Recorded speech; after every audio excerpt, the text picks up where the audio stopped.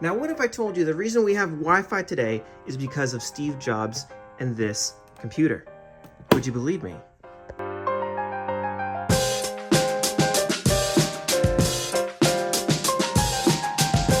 Now, picture a stage where the crowd goes wild over wireless internet.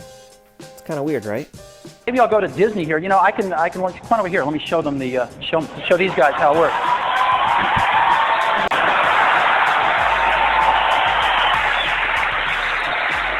No wires.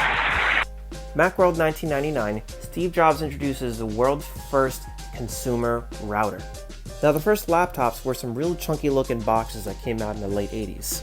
But laptops have gotten slimmer and more portable throughout the 90s, but they were never truly wireless. Now, don't get me wrong. The internet started to become a thing since '94 with the first commercial web browser, but up until the 2000s, you had to be near a phone line. Enter Steve Jobs returning to Apple in 1998, and he is on a mission to make Apple great again, starting with the computers, making them worth buying. And when it came to the consumer laptops, Steve Jobs went all out. He was a visionary because he knew the one thing consumers are going to love is Free you from these doggone wires. So there were 3 wireless standards at the time, but I think we all know which one we ended up with. But it was a close call because the Home RF actually had some backing from big companies like HP and Microsoft. Now, Apple's first consumer device, they kind of designed these devices to have an expansion port so you could install your own airport card right there. So their first router, it looked like a UFO. The original color was like graphite, but on the back you had a phone port, Ethernet, and power. So if you were lucky enough to get Comcast internet, you just plug this into the cable modem.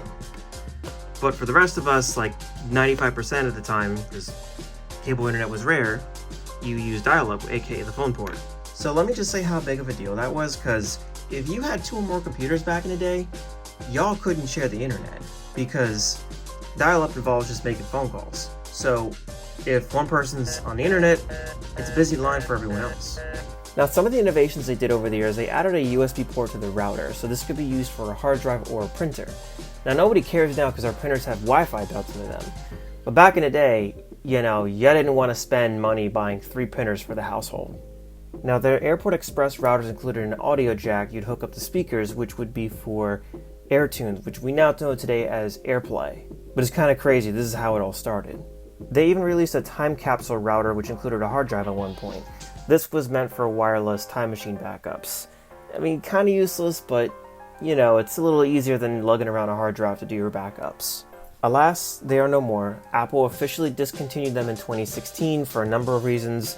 I think number one, they were more expensive than other consumer routers, and why would you spend more for the Apple tax? I'm going to tell you though, they were really one of the best routers I've ever had to deal with. I can't say enough of how much of a pain the other routers were. Like, Apple routers just work. On top of that, most internet providers will just include a router, so it didn't make sense to buy another device and complicate things. Now, people keep saying they can come back in the form of the HomePods, acting as like Wi-Fi extenders, similar to the Eero systems. I don't really think Apple should do that. It just doesn't make sense for them. Not gonna lie, I do miss them, but I think for anyone like me who loves the whole Apple experience, I'm gonna push you guys over to the Unify equipment from Ubiquiti. I highly recommend that gear. I can't speak highly enough of it, and a lot of people seem to be in the same boat. Fun fact, a bunch of Apple X engineers who were part of the networking division actually broke apart from Apple to form Unify. So that's a fun fact that you kind of get that similar experience there. But overall, let me know what you guys think of this video. Like, comment, subscribe. Any questions, if you want to know a particular topic or suggestions, drop it down below.